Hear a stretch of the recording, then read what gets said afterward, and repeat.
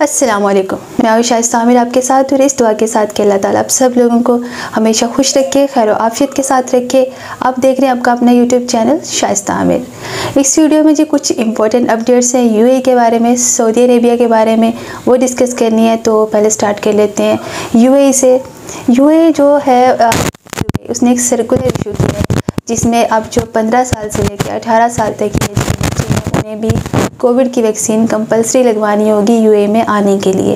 पहले ये था कि जिनकी एज जो है 18 साल या उससे ज़्यादा है उनके लिए था कि उन्हें कोविड की वैक्सीन लगवानी थी, लेकिन अब जिनकी एज 15 साल से 18 साल तक है उन्हें भी अब कोविड की वैक्सीन लगवानी होगी, जो लोग रेजिडेंस या फैमिली वीज़े पर यूएई में आएंगे। तो इसके बगैर वो लोग ट्रैवल नहीं कर सकेंगे। अगर आप लोग 30 नवंबर तक अगर आप लोगों ने ट्रैवल करना है तो एक वैक्सीन की डोज़ एक एनएफ है, यानी कि आप कोविड वैक्सीन की एक डोज़ लगवा लें, एनएफ है। अगर आपने 30 नवंबर के बाद ट्रैवल करना है तो 2 डोज़ आपकी होनी चाहिए। यानी अब जो लोग जिनकी उम्र 15 साल से 18 साल के दरमियान है, आप लोग यूएई में ट्रैवल नहीं कर सकेंगे रेजिडेंस या फैमिली वीज़े पर जब तक आपने कोविड की वैक्सीन नहीं ली होगी। अगर आप लोगों ने 30 नवंबर तक ट्रैवल करना है तो एक डोज़ एनएफ है, एक डोज़ लगवा ली, बहुत आप लोग आ सकते हैं। और अगर 30 नवंबर के बाद ट्रैवल करना है तो 2 डोज़ होनी ज़रूरी हैं। इसके बाद जी ये तो होगी डोज से रिलेटेड। इसके बाद जी जो सिटीज़ बैन है, पाकिस्तान के कुछ सिटीज़ जो हैं बैन थे और उनके वीज़े नहीं निकल रहे थे, स्ट्रेट रिफ्यूज़ हो रहे थे, रिजेक्ट हो जाते थे, डालते थे। तो लेकिन अब वो उन सिटीज़ के वीज़े भी आना शुरू हो गए हैं। यानी कि कुछ सिटीज़ थे जैसे लाड़काना, अटक, कोहाट वगैरह ऐसे सिटीज़ थे, मैंने उनकी डिटेल दी थी पहले।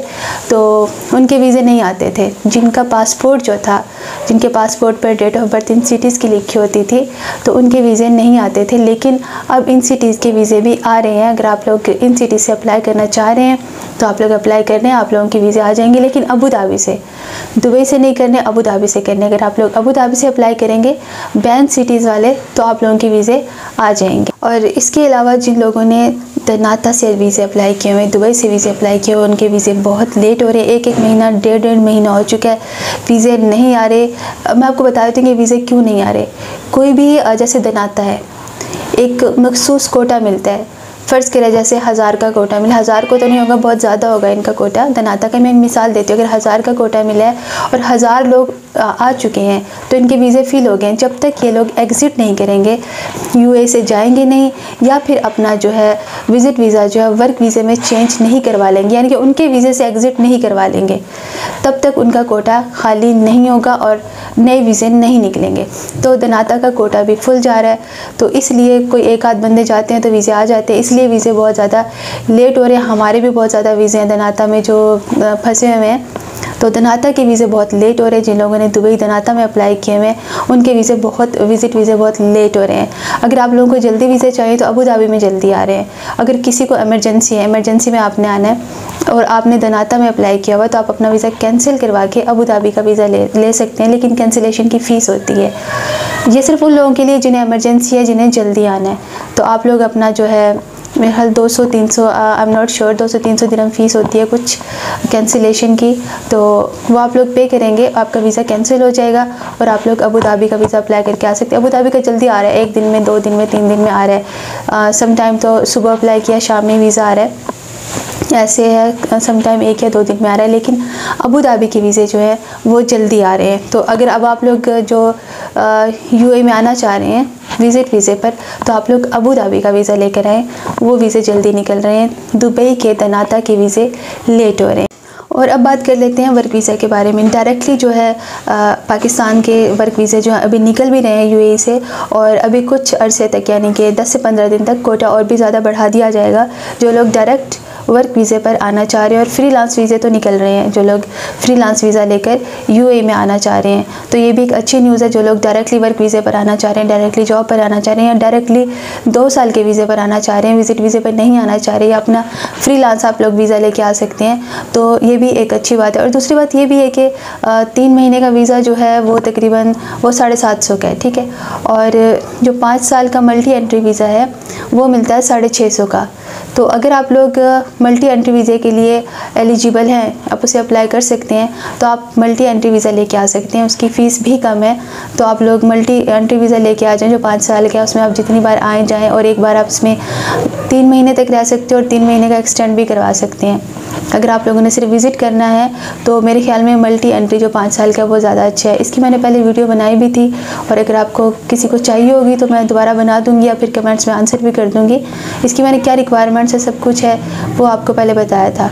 ठीक है, कौन लोग एलिजिबल है, बस आपके अकाउंट में पैसे होने चाहिए $4000 तक। अगर हैं तो आप लोग जो है 5 साल का मल्टी एंट्री वीज़ा अप्लाई कर सकते हैं। जिन लोगों के पास हैं तो वो लोग 5 साल का मल्टी एंट्री वीज़ा लेके आ जाएं, तो वो ज़्यादा अच्छा है। प्राइस भी कम है और आप 5 साल तक उस वीज़े पर आ भी सकते हैं, और अगर आप यहाँ आकर जॉब करते हैं तो वो वर्क वीज़े में भी कन्वर्ट हो जाता है।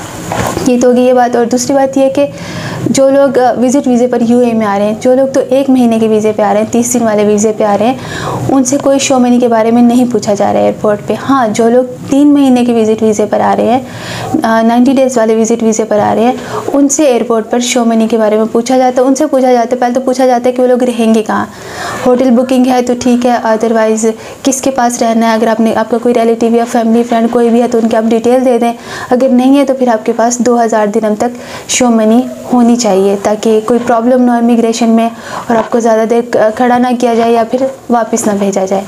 इसके अलावा सऊदी अरेबिया से भी एक इम्पॉर्टेंट अपडेट है, वो ये कि जो लोग डायरेक्टली सऊदी अरेबिया जाना चाह रहे हैं पाकिस्तान से, अभी वो लोग आने वाले दिनों में जा सकेंगे, क्योंकि PIA का सऊदी अरेबिया के साथ कॉन्टैक्ट हुआ है। कुछ बिल्डिंग है, 20-25 बिल्डिंग्स जो ली हैं क्वारंटाइन के लिए PIA ने जो है।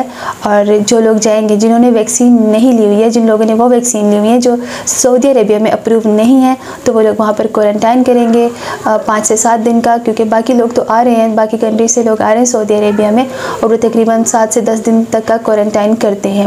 और इसी तरह जो लोग उम्रे पे जाना चाहेंगे वो लोग भी, अगर वैक्सीन ली होगी तो ठीक है, नहीं ली होगी तो वो लोग भी क्वारंटाइन करके उम्रा भी कर सकते हैं। तो अब जो लोग डायरेक्टली जाना चाह रहे हैं वो तकरीबन 10 दिन लगेंगे। डायरेक्टली पाकिस्तान से भी फ़्लाइट्स स्टार्ट हो जाएंगी सऊदी अरेबिया के लिए, वरना UAE से तो आके अब लोग जा ही रहे हैं, बाय एयर भी जा रहे हैं और बाय बस भी जा रहे हैं। बाय बस भी डेली काफ़ी बसेस जाती हैं UAE से इसके लिए, सऊदी अरेबिया के लिए। तो जो लोग UAE में आए हुए हैं वो लोग बाय एयर भी जा रहे हैं, बाय बस भी जा रहे हैं, और अब डायरेक्टली आप लोग पाकिस्तान से भी जा सकेंगे सऊदी अरेबिया में। ये तो थी जी अब तक की अपडेट। इंशाल्लाह मिलते हैं नेक्स्ट वीडियो में न्यू अपडेट के साथ। अपना बहुत सारा ख्याल रखिएगा, दुआ में याद रखिएगा। अल्लाह हाफिज़।